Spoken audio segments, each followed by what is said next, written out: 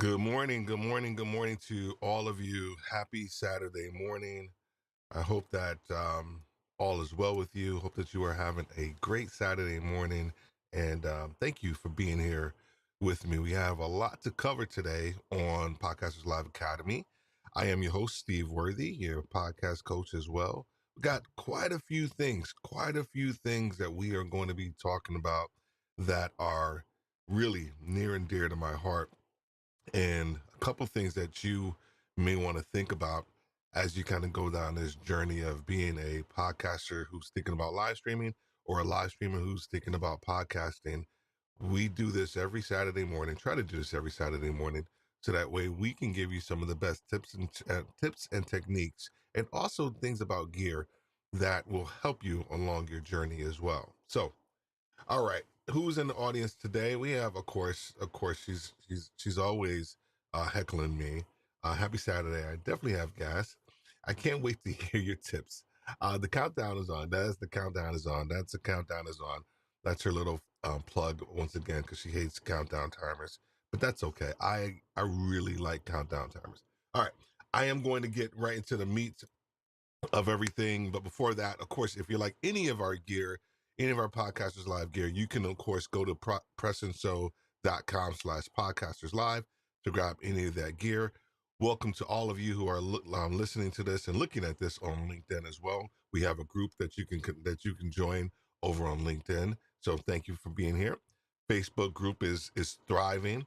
A lot of great things, a lot of great content going on our Facebook group over there. So if you're not part of it, make sure you do that.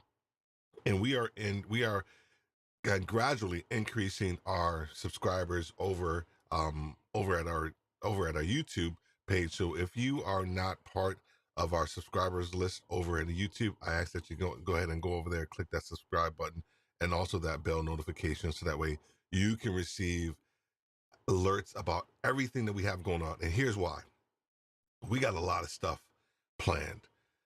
We got videos, we got vlogs, we got product reviews. Of course we still have our live streaming that we are going to be doing as well. But I just wanted to make sure that you are kept well abreast of everything that we have going on as well too. So before we move into what we're going to talk about today, the content, just want to make sure to say hello to everybody. I confess I have gas. Yes. Is there an anonymous group? I'm gonna probably start one, Stephen. I think I'm gonna start one, man. I think I will start one. Hey Steve, great topic to discuss. I appreciate that. Oh, my guy. What's going on, Monty? I would not buy anything today. I would not buy anything today. I will not buy anything today. That should be a t-shirt. That should be a t-shirt. Actually, I'm going to do that. Gas, I will not buy anything today. I will not buy anything today. That's actually a really good one. What's going on, Thang? How you doing, man? Good to see you here, man. Good to see you. All right.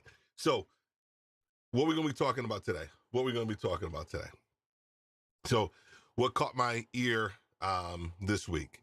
So, of course, as you guys know, podcast is live. One of the main things that we have is the audio podcast. So, I always say what caught my ear or what caught my eye. We're going to talk a little bit about that. We're going to do a quick first impressions unboxing of the Rodecaster Pro, and I got something else, just really quick, nothing in depth because I have some videos and some other things that I'm going to be doing with them. So I don't want to go super in depth because I want to get to number 3, which is, I think it's going to be the crux of everything that we kind of talk about today. It's going to be, we have a upcoming book, and actually gas is part of the book, and we'll be talking a little bit more about that when we get there. And then of course 4, I don't know why I put 4 is something that we can do all the time throughout the show. If you have a question, you have a comment, please do not hesitate to put it out there because someone else is probably thinking about the same thing. And I would just ask that you go ahead and be bold enough and put the question out there. If I don't have the answer, I'll try my best to find it. But I'm a pretty smart guy. I think I could find the answer for you as well too. So that's the real pandemic. I know, right? Exactly. Gas is the real pandemic. Is the real pandemic. This is what caught my eye today, last week. YouTube, they're sharing tips on for posting podcasts, right? One of the things that is always kind of argued out there, should you post your podcast to YouTube? Should you do a video podcast? Our live streams podcast. What is the podcast? I ask that question all the time to each and every one of my guests. And as everybody knows or should know who is in the podcast industry or as a podcaster, YouTube is getting heavy into podcasting, and so they released a video, and it had a couple of tips and some thoughts on there, and I wanted to make sure that I covered this with you before we kind of move into anything else, because some of these tips are actually really good, or some of the questions you may have been thinking about, and they kind of go into tips as well too. I just want to make sure I get Stefan's comment up here. Stefan, I buy often, to fulfill my desire. Often it would have been a better buy if I was saved up. Yeah, and bought new, more expensive gear, especially the right ones. Yes, I always think, at least I've learned to buy better, right, the first time, or you're gonna buy it twice, right? Because it just happens because oh my gosh, you got me talking about gas already. All right, I'm gonna talk about gas already. I'm gonna get to these tips real quick. All right, so YouTube posting podcasting on YouTube, frequently asked questions. There's a best practice and a strategic partner manager was actually discussing all of these as well.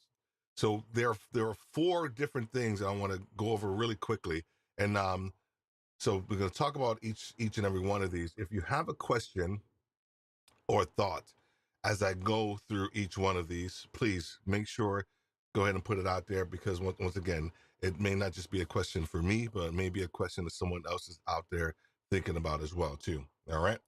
So number 1, if my podcast is audio only, how can I post on YouTube? So this was a really great question. And we get this question, fairly often too in the community. is it worth me putting my audio podcast up on YouTube alone? So what I have here is an example of one of the podcasts that I listen to on a daily basis, and it's Pod News. And so what you see here is actually a static image of, you know, some of the guests that are actually that they're talking about on the actual Pod News episode. So this is a static image, and James Critland, who is of course the editor of Pod News, he is just speaking. He's doing his regular scripted podcast, but what he has is just a static image up there. So that's one way that you can actually do it, is you can actually have a static image. What they said also too in the interview, a lot of times we feel that if we do just a static image, it's going to count against us in the algorithm. They said it doesn't count against you in the algorithm, and I can share a link to that interview as well, because I thought that was interesting, because the tendency is that we feel that it's YouTube and there needs to be just a video. The other part, and I'm going to get to this in a second too. I don't want to give away too much, but when you start to think about your audio first, audio only podcast, and you're like, I don't know if I want to do YouTube, start with this. Start with a static image, maybe a topic, or maybe 2 or 3 slides that are looping as you're talking about your topics or whatever it may be. But I would think that you may want to start with something like this instead of just foregoing the idea of actually being on YouTube, because YouTube is, what is it, the second largest search engine out there. So that may be something that you guys want to do if you are an audio only podcast first and thinking about doing YouTube. Okay, she's done gas. Gas is not just hardware. Yep, it's software too. Yep, you got that right. You got that right. We're gonna talk a little bit about that too. I'm gonna star these two comments here as well. I'm gonna star Monty's his little mantra as well too. And Stephen says, podcasts are traditionally audio only, but to use the second biggest search engine, is exactly, it's worth to have a presence on YouTube. But if it's video first, it's no longer an audio podcast, but audio is second. Here's the thing. And then he says that share. I think that's SaaS, software acquisition syndrome. Exactly. So, all right. So Stefan, you hit on something that I'm a strong proponent of when I think about podcasts. I am a believer that it's audio first, right? But here's the other argument that I want to kind of I want to talk about, and I think I'm going to do a blog about this and probably an episode about it too. Is that we mistake the delivery method of our content for being a podcast. So, our good friend, my good friend Cher, right? She talks about a podcast is a produced conversation. So if you think about the essence of a podcast, what it really is, right? It is a conversation, whether it's you talking to the audience solely, right, the monologue style, or it's you interviewing someone else. And so when you think about it, it is a conversation. It is content that is being placed out there in the ethos. What we get bent out of shape about, even though it's audio first, right? It could be audio, but now it's actually being video. What typically happened, of course, when I first started with podcasts, it was 2007. The fixation, and it still is a little bit, was on the RSS feed. And the RSS feed was really just a means of delivering the produced conversation, right? And it was delivered and it was fully downloadable by whoever at that point in time on demand when they wanted to actually listen to it. And so I think a lot of times we misconstrue the actual delivery of the content more so than actually what the content is. So podcasting in and of itself was, of course, based on the RSS feed, audio only, but the delivery method was the RSS feed. And now you're moving into producing and delivering content, whether it's a live stream, whether it's video as well, too. So anyway, that's just my own thought on that one. And as well. So gas and sass. I don't know if I could put those two in the book, but we'll try to make that part of it. All right, 2. Why should I upload my podcast to YouTube if it's already available on other platforms? I mean, I wanted to just, I honestly just wanted to put like really up there, but I didn't want to do that because I don't want to patronize anybody. Reach, monetization, and then the third most listened to platform, right, for podcasts. So think about this. This is one of the things that I talk to a lot of people about when they're thinking about moving a podcast and wanting to do a live stream. One of my first things that I talk to them about is their ability to reach, is their ability to reach a bigger and broader audience, not just the audience in the States, right? But audiences over in Australia, the UK, Philippines, Singapore, right? Australia, all of these different countries that may not have the opportunity to listen to your content, whether it's on Spotify or Apple or whatever it may be, because you have just such a narrow niche of your concept. But once you put something on YouTube, once you go live on YouTube, once you place your content on YouTube, your reach automatically increases globally, right? The global barriers are knocked down. I remember back in my day in business development, and we were this was 2009, and we were trying to expand to go over to the UK.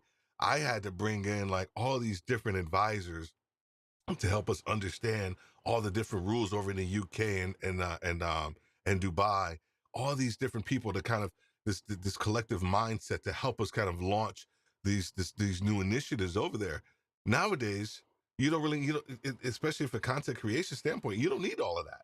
All you need is a camera, a microphone, a computer, and you're good to go. And now you can automatically have a international audience. So when you start to think about, should I put my podcast on YouTube? Number one is, of course, absolutely.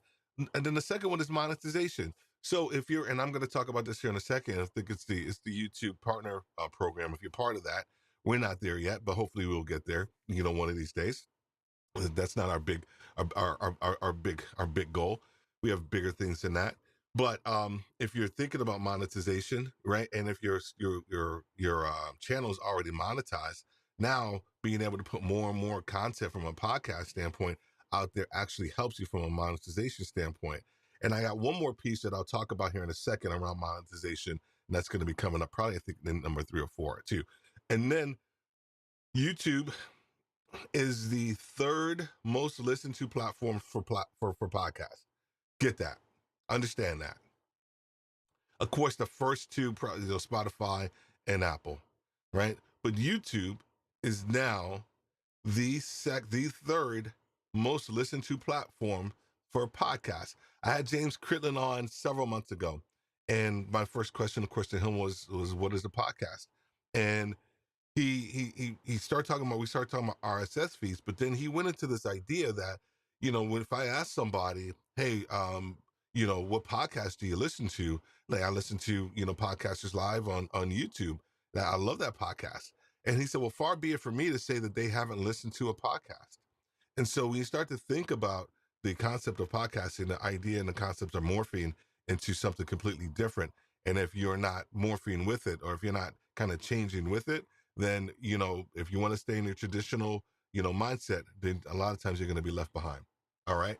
Then we had a couple of, oh my gosh. Oh, Canada. I don't know why I know their national anthem.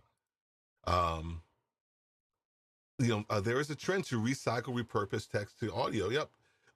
Getting that text to video is just the second step and just the next generation of any 100% agree, Stefan. 100% agree. I think the idea that that's the first thing that we talk about, right? With Podcasters Live, we say that starting isn't the problem. It's not the problem for any podcaster or even a content creator.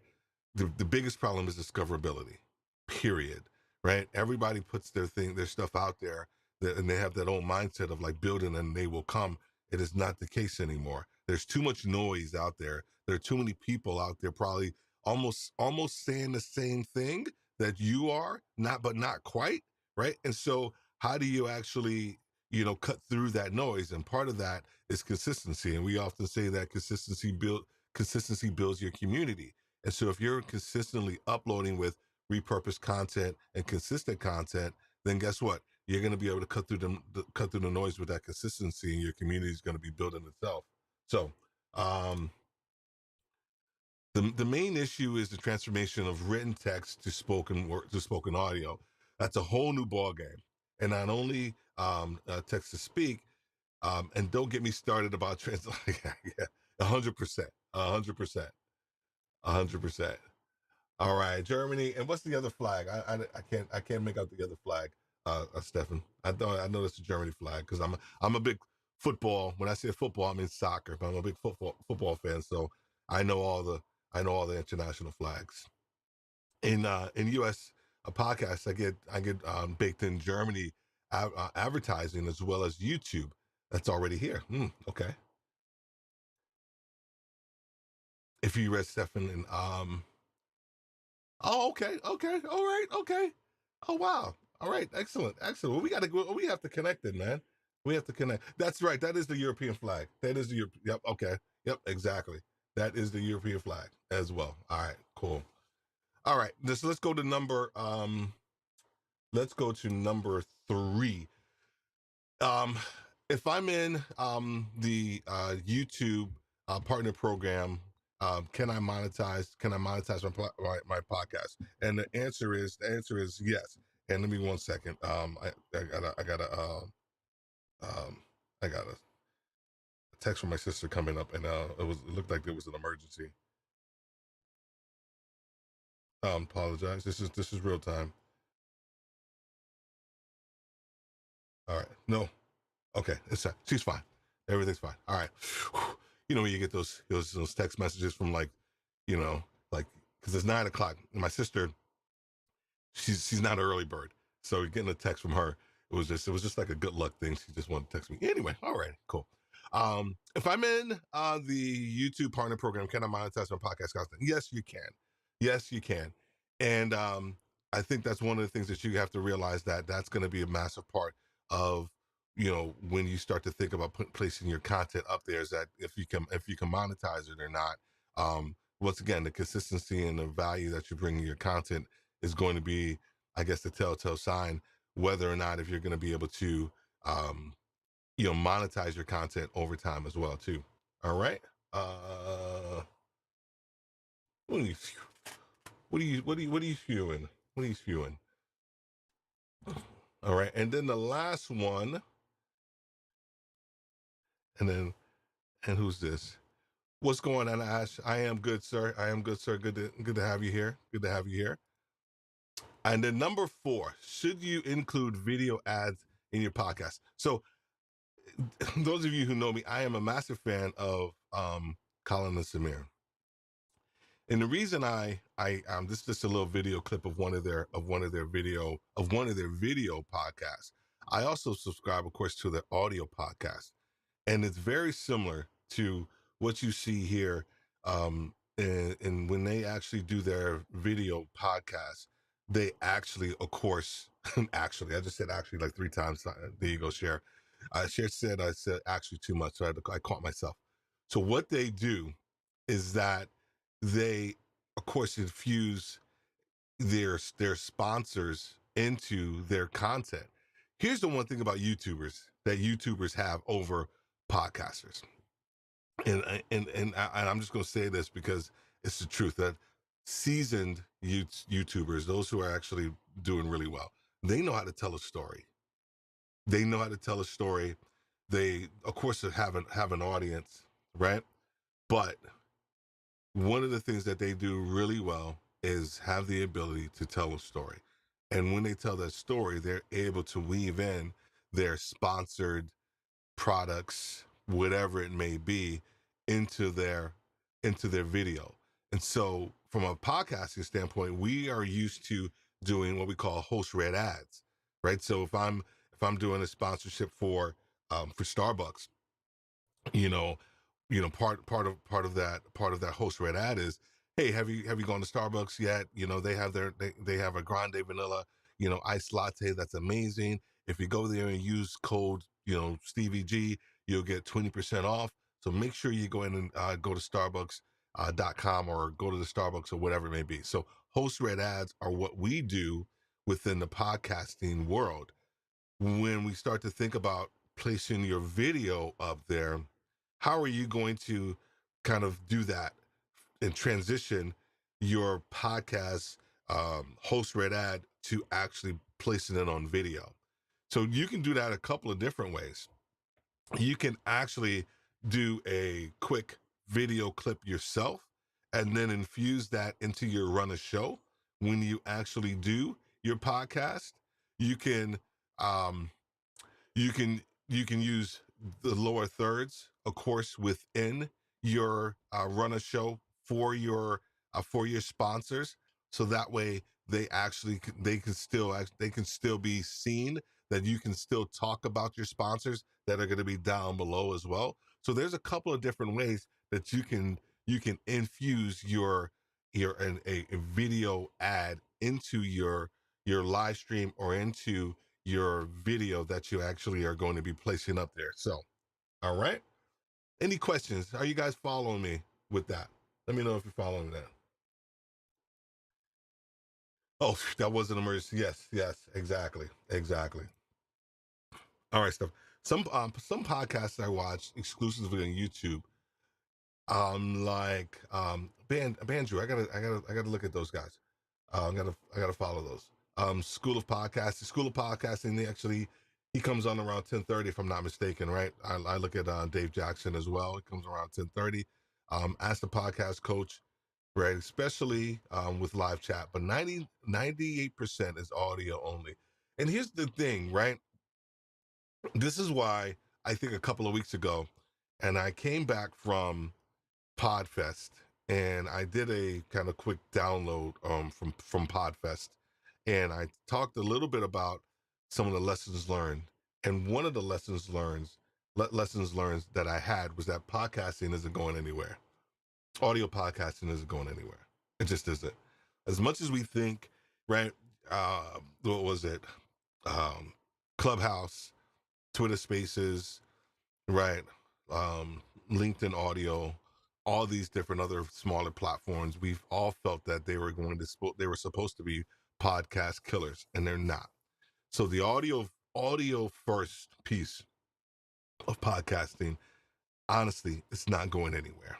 It is not going anywhere, and we believe that so much that we, of course, launched our own Podcasters Live audio podcast, got several weeks ago, and it's actually doing really well. And we take specific topics about live streaming and podcasting and provide it in such a manner where it's teachable, where you can actually take pieces of it and go out and implement them, right after the podcast. That is, after you listen to the podcast, that is the goal. I firmly believe when you have a really good podcast, it's when you can infuse or implement whatever you've learned quickly after you've listened to the podcast. All right. Thank you, Heather. Thank you, Heather. And we are going to be getting into that right here in a second. So, one of the things, we got half an hour, perfect. Then I got time.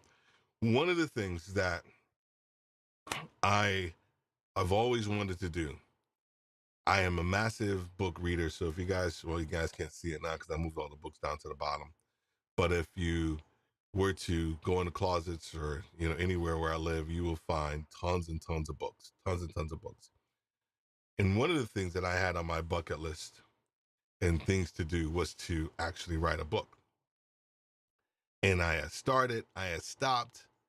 I probably have about 3 unfinished books, stashed on some drives somewhere. And as I started to move into the space with Podcasters Live, one of the topics that I would often speak about on my other podcast, Retail Leadership with Steve Worthy, and the other aspect of my life was as a retail leader, executive leader, I would talk a lot about imposter syndrome. And I know there's been a lot of talk about changing the word imposter syndrome to experience and different things like that, and all of that. But imposter syndrome is still the phrase that resonates with the majority of people.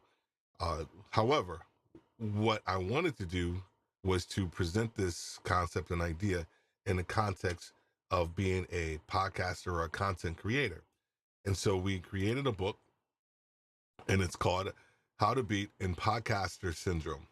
And I love the play on words, but the crux of it is proven strategies that help podcasters silence their imposter syndrome and record their way to podcasting success. So I'm really excited about it. We have taken, a lot of time and being very thoughtful with the chapters that we are placing in there. A lot of the chapters talk about the beginning a little bit of where imposter syndrome comes from. How does it manifest itself in different aspects of your life? What are some of the symptoms of what we're going to continue to call imposter syndrome? What are some of the things that you can do? How does that manifest itself when you set up your equipment, in which we're going to talk about gas here in a second? And then how does it manifest itself when you are about to record something, and then you go back and you take it off, and you delete it, and you're like, I don't think that's going to be great? Or how many of you have not started a piece of content or a podcast because you don't feel equipped? You don't feel worthy enough, if you will, no pun intended, to actually go out there and start a podcast. Self-esteem. Who cares who's going to listen to what I have to say?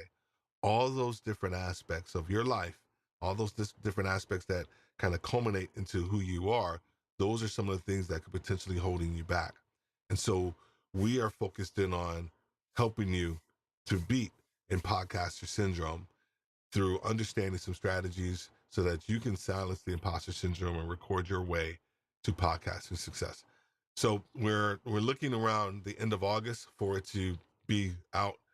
You'll hear a lot more about me talking about this, tons and tons and tons.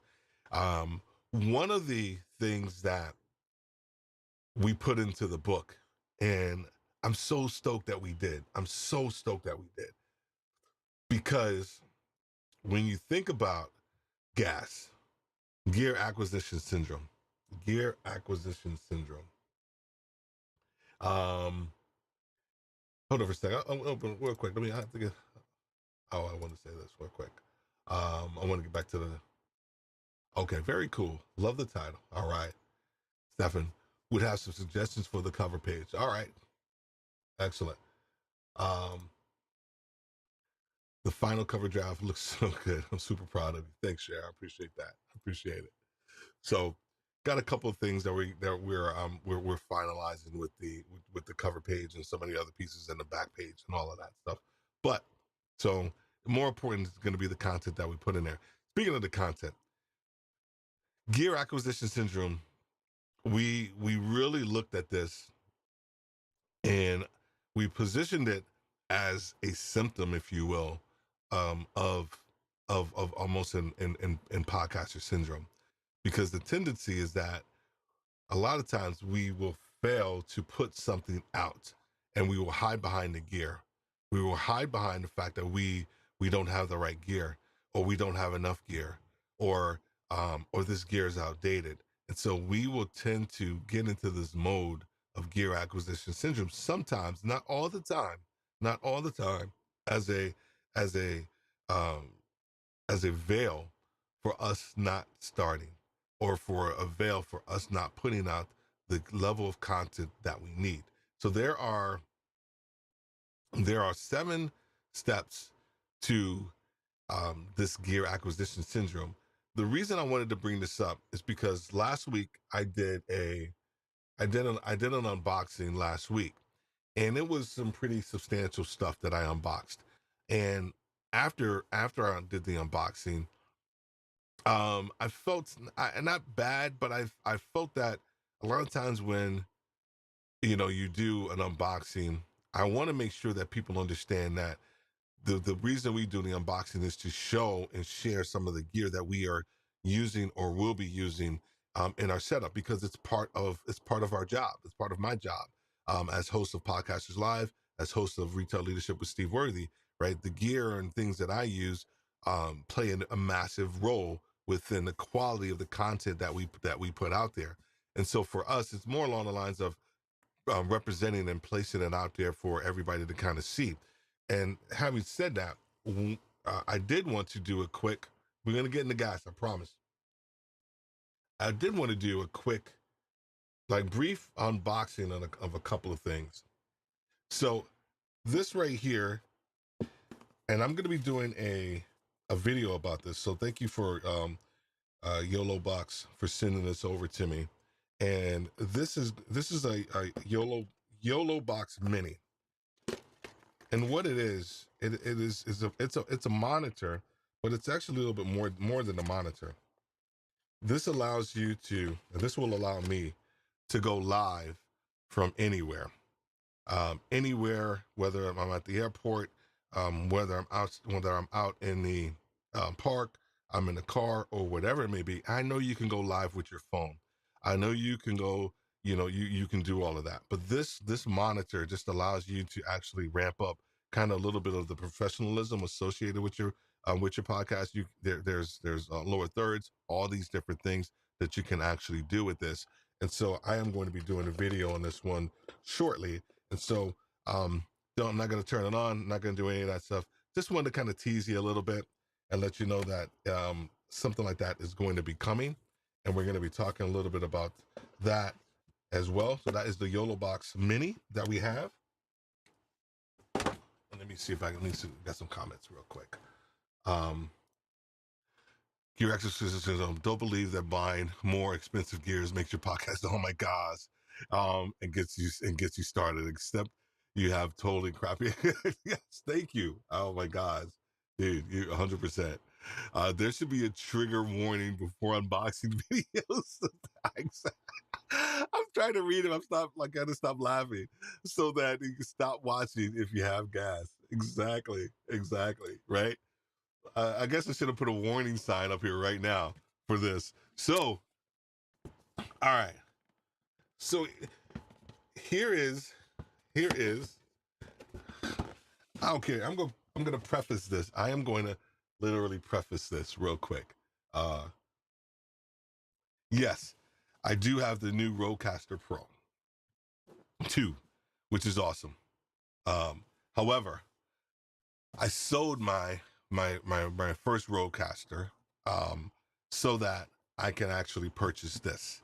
So I used the funds for my Rodecaster Pro sale to actually purchase this.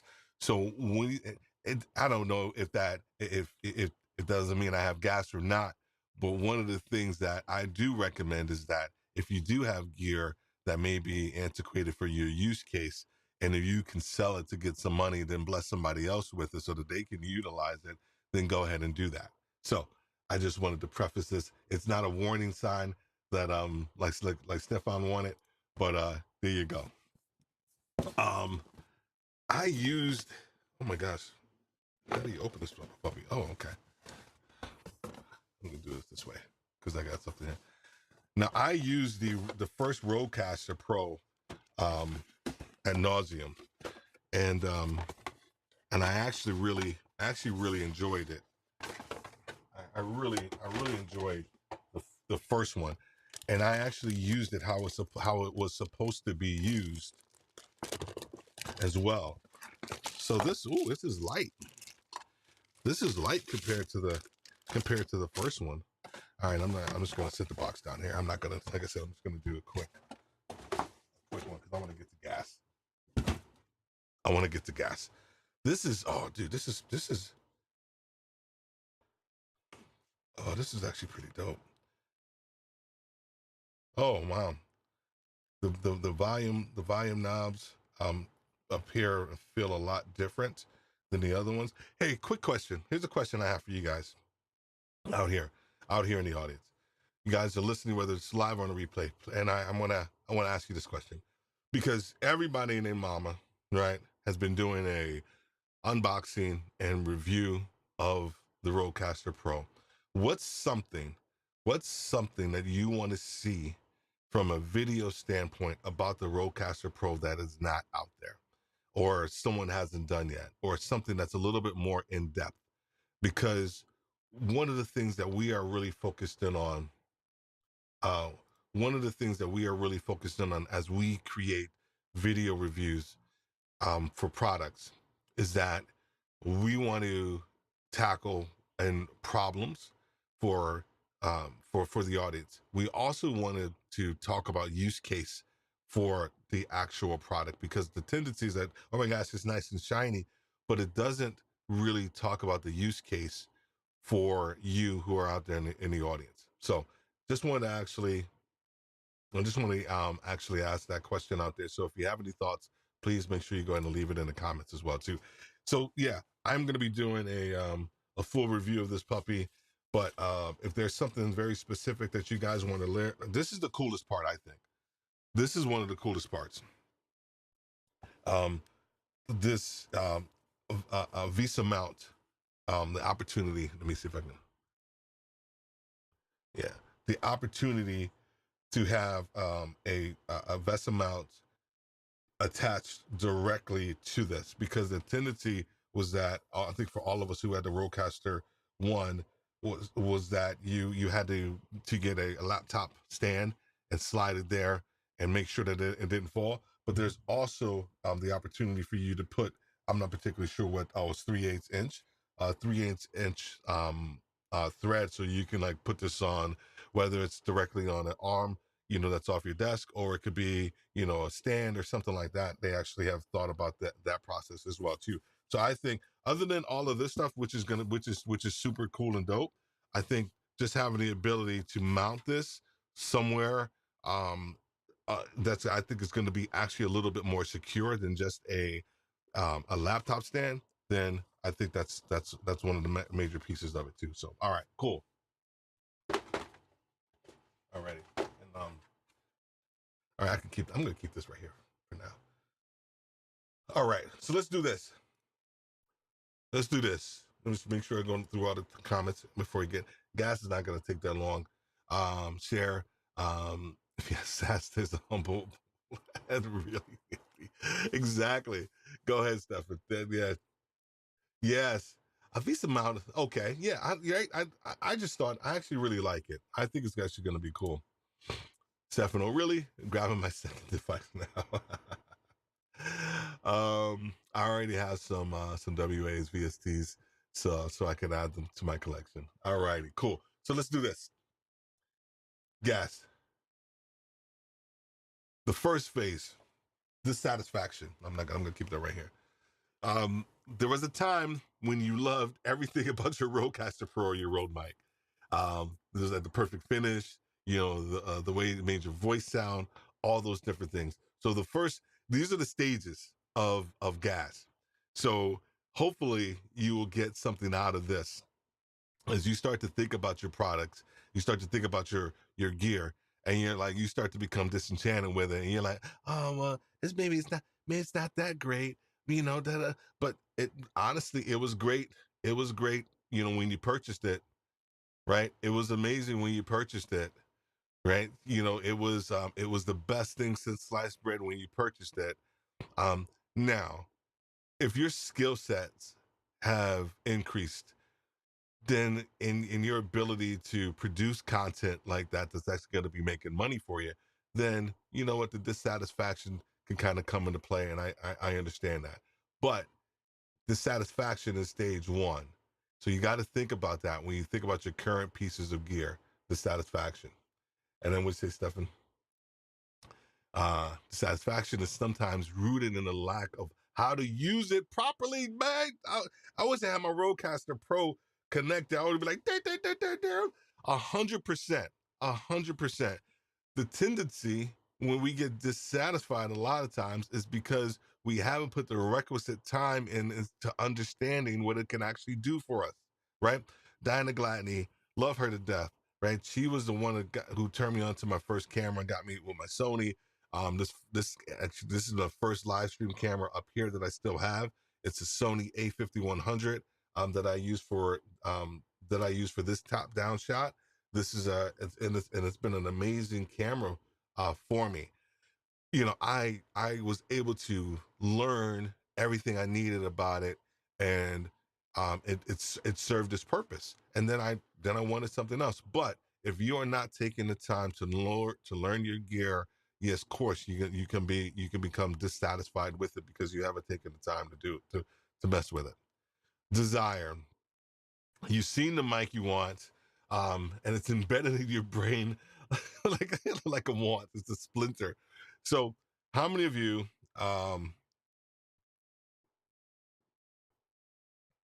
When I started podcasting 2007 to 2011, 12, and I got back into it around 2000, probably 2018 and 2019, and the Shure SM7B, right, was out there. Of course, Joe Rogan and a couple other people were making it super popular, to get it and to make it really popular. I was like, oh, dude, I want that. Man, I want that Shure SM7B, man. Because it just got embedded in my head that I wanted it, and I realized was like, man, this is nothing but a super desire. Um, I don't have, I don't even have, this is the thing. I wanted to share some 7B, but I didn't even have my first, I didn't even have a mic yet, but I knew I wanted that Shure SM7B. And so I finally got to the point of understanding that, I needed to start with what I could afford. And then two, with what I could have. And so this mic, this Rode NT USB was my first mic when I started back podcasting again, and it's a condenser mic. I learned everything I could about it. It has the headphone jack and it's USB. What's that? USB A? No, it's USB C. Mic in the back, or outputs in the back. I learned everything I could about it. And then I realized that my sound quality wasn't great because one, my room wasn't treated, and these mics pick up everything, everything, and so I wanted something different. So, so the desire to want something. The second piece of gear acquisition is the desire to actually want something as well too. But like using a condenser mic, yeah, and been puzzled at all of the noise surrounding it. If you the dynamic mic in the first place, exactly. Then Steph, we have to connect. I don't know what it is. I'm feeling a kindred. I'm feeling a kindred spirit here, man. Exactly right. But if I would have done my due diligence, I was like, okay, this is something that I can actually purchase. I could afford. Got it. I think I did maybe 10 to 15 episodes with this. I did as much as I could to block out the sound, to help with the sound quality, but realized I did need a dynamic mic over time. So the desire was there as well too. The Shure SM7B is out there. He has been out there for ages. Exactly. The SM57, with the AW1s sound almost the same, with some EQing. Exactly. The Shure, that 57 is actually no joke too. All right. So the desire. Number two is the desire. Okay. And then here's what happens. Okay. All right. Especially now. This is gas crunch time. For those with a low low level of infestation, the internet is usually enough to delay the idea of buying another guitar, at least for a few weeks. But if the gas is strong with you, I wrote that last night, because I was watching Obi-Wan Kenobi, and but if the gas, and I was cracking myself up when I wrote that. But if the gas is strong with you, no amount of online snark, can alter the course you're on. 100%. Okay, it's sad. It's sad, but it's true. How many of you? Okay, I dare I say for you to do this, because I don't want to do it myself. How many of you can go into your Amazon cart and your Amazon cart is empty right now. Okay, if you can do that, raise your hand. Raise your hand. If you can go into your Amazon cart or your B&H cart and it's empty right now, as a content creator, podcaster, live streamer, listen to me. If you can do that, you are better than all of us. Because I can tell you right now, my cart is filled to the brim. It's filled to the brim. Um, as I've seen this, strong winds, exactly. I love that you laugh at your own wit. I know, right?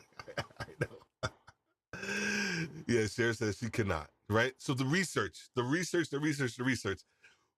that is the black hole, man. That is the black hole. When you see something that you like, you guess what one of the first things you do, you go to YouTube, you look at all the freaking videos on it, right? Go look at your search history. Right before you maybe that's a good something to put into the book too. Like right before you purchase something, right?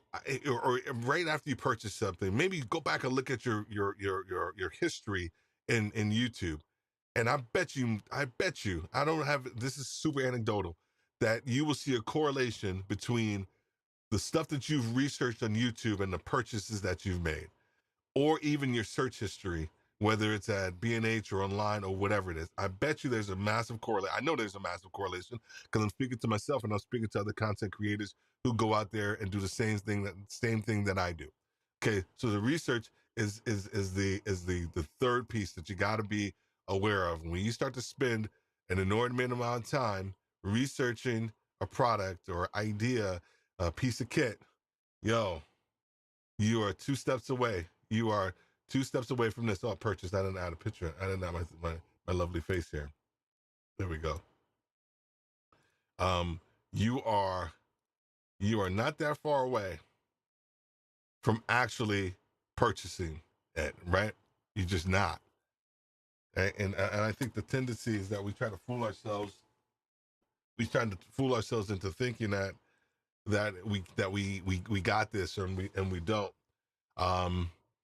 You know what you want, and you know what you're willing to pay. That's the other thing when you start to purchase stuff. And I'm just going to speak for myself. You can justify the heck out of any purchase that you want. Any purchase that you want. I'm just looking around. Now, I got a whole bunch of mics. I rationalized the hell out of this mic that I'm using right now. Hopefully it sounds good. It's a Audio Technica 4503B TB, something like that.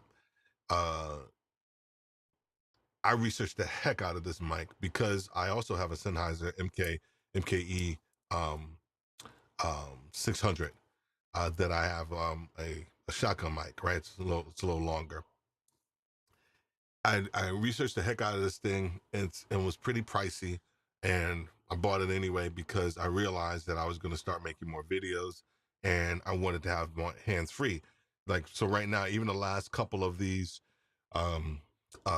Saturday Academies, I've actually been hands-free. So I do have my Lewitt that I use over here on occasion, and of course when I record my podcast. But now I said, well, I'm just going to start. I'm going to get as much money use out of this freaking mic, and hopefully it sounds good. You guys let me know that as well. So purchase is the fourth, right? Okay. I don't know if you guys feel this or not. I do sometimes. There is a decent a feeling of guilt after you purchase something too. Let me go through it real quick. Before I move too far ahead. 0 stuff in my cart, but I have a lot of this about this list. Yeah, okay. About 10. Okay. You're just looking to justify your purchase, but are you only going to sources that agree with your desire? Exactly, right? That's the tendency. Too, I'm gonna go back to purchase before I get to guilt, because maybe I should have did that first.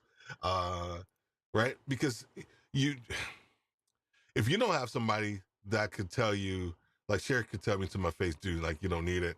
Sometimes I'll still buy it, or I'll justify the heck out of it, and she'll do the same thing, right? Um, well, not so much, right? But you got to have somebody that's going to be in your corner to kind of like help you out with that too. But you start to look at information that is going to prove your case, to prove that yes, I actually need this, and then yes, I can use this for this use case, or I can use it for that. And honestly, it's not even part of something that you would do. So for microphones, I usually check recording hacks first, then the manufacturer's website, and then review onto. Okay, good. That's good. That's really good. That's some good tips. That's some good tips. Um, Buy only if you can afford it. Never purchase or borrow money. Yeah, exactly. Except 0% interest. 100% agree. If you can't, if you can't buy it straight out, right? You really don't need it. The other thing that I do, and Cher helped me with this too, was to look at different moments, what do we call milestones within your development, or within the growth of your channel, your podcast, or whatever it may be, right? And so when I bought a Shure MV7 after my Rode NT USB Mini, but the only reason I purchased that was because I think I hit like 3,000 downloads or something for my podcast, and so I was like, okay, that was cool. And I quickly hit another milestone, and that's when I actually bought my first Rodecaster Pro, and that was the milestones that I hit. Um, and then I started looking, of course, the you start looking at the quality of the audio, which for me is one of the most important pieces. Video is great, but the audio is it that's where the success is. So I looked at, of course, the Shure SM7B, and and I have over here on this side, I have a DBX 286 S. That's amazing. And then I also have an Audience ID4, and I run everything through that. Now, having the Rodecaster Pro 2 makes all of that redundant. Now, did I know that when I purchased like all of this stuff? This is 4 or 5 years ago. No, 2 or 3 years ago. Now, did I know that the Rodecaster Pro 2 was going to make some of this stuff redundant? No, I didn't. Um, I have a cloud lifter underneath the desk that I typically use for my Shure SM7B. Don't need that anymore with the Rodecaster Pro 2, right? Because of the preamps. So a lot of times when you purchase something,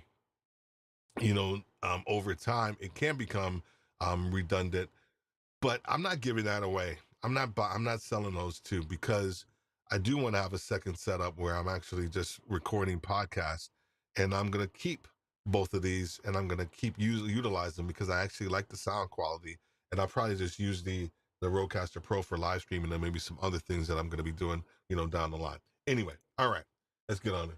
Guilt. So you may feel this a little bit, over time. It may not be something that you're constantly feeling after you've purchased, the product. Um, it'll probably drop.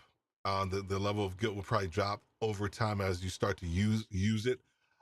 Here's the one thing I recommend to reduce the level of guilt is to utilize it very quickly.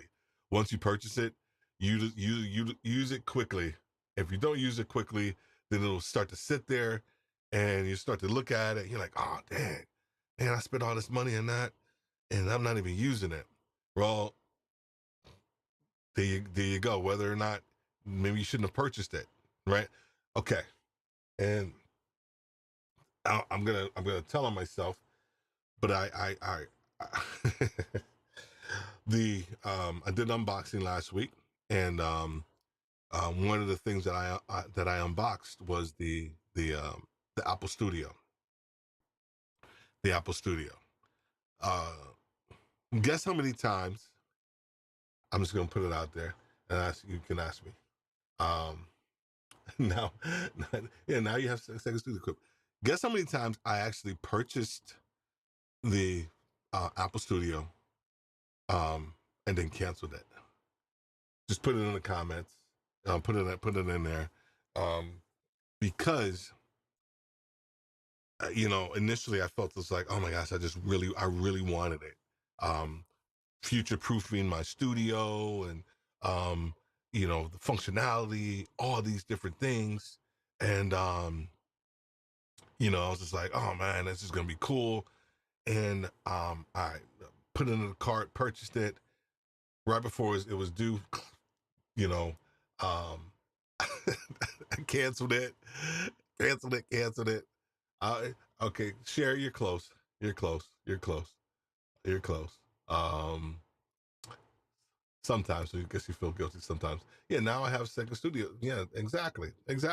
So that's why I'm not getting rid of that, because this stuff is super quality, and I like how my audio sounds, even with this.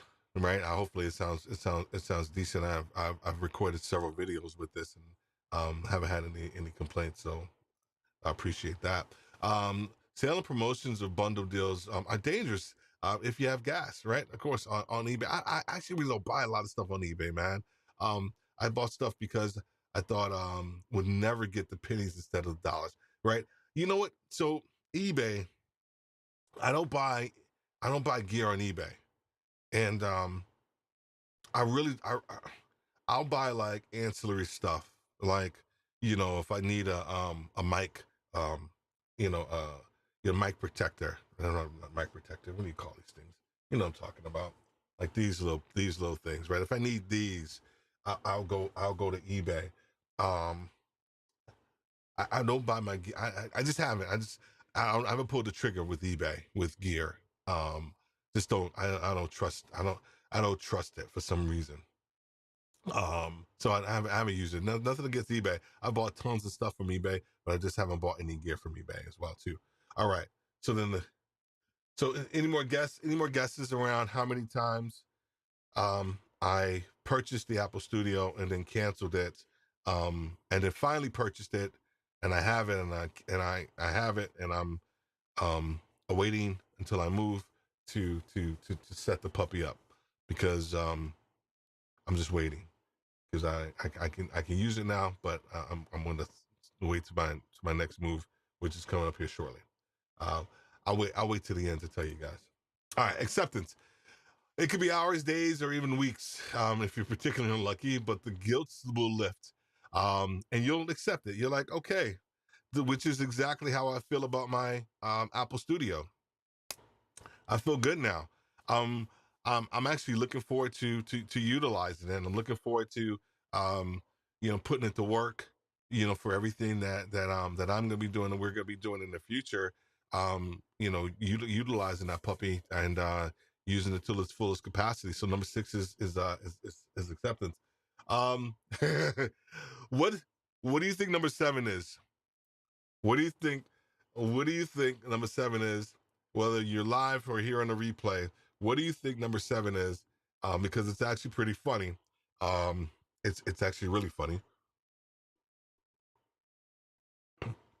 That's a ginger ale. I don't know, it's 10 o'clock in the morning drinking ginger ale. The stomach was a little woozy, so I needed something. It's actually perfect.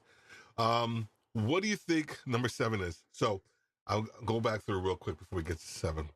Dissatisfaction was number 1. Desire was number 2. Research was number 3. Purchase was number 4. Guilt was number 5. Acceptance was number 6. And I, this has happened. This has happened more frequent than I would care to admit. And it's the relapse. This is the 7th. Crucial stage of gas. can hit anywhere between 1 to 6 months. You know, the initial research that I did with the stuff, it was a little outdated, and it talked about 12 months to 18 months. Now, I think it's more from 6 months to a year where we start to get a little dissatisfied with something, and we start to look at the penny bank, and um we start the process all over again of kind of manufacturing dissatisfaction with something, manufacturing the desire. Then we start the research process, um, and then we do the purchase piece again. So now it's this vicious cycle. And a lot of times, what it is that it is, to Stefan's point earlier, we haven't done enough with what we currently have. We haven't produced enough quality content with what we currently have for us to move forward. Part of this whole idea that we talk about with how to beat imposter syndrome is, how do you continue to get good enough with where you are, right? The tendency with imposter syndrome is that we're looking outside ourselves for maybe some satisfaction, or we're comparing. And when we start to do that, we start to internalize things, and we get stuck in the paralysis analysis, or we get stuck into this idea that it has to be the gear. It has to be something else other than ourselves that's going to make us better, make us become better. That's going to help us get past this hurdle. That's going to help us get 1,000 downloads. That's going to help us get to 1,000 subscribers. We start to look at all these things except for ourselves that are going to get us past that, and we got to stop doing that. So the gear acquisition syndrome, while we were being lighthearted about it, it is a real thing.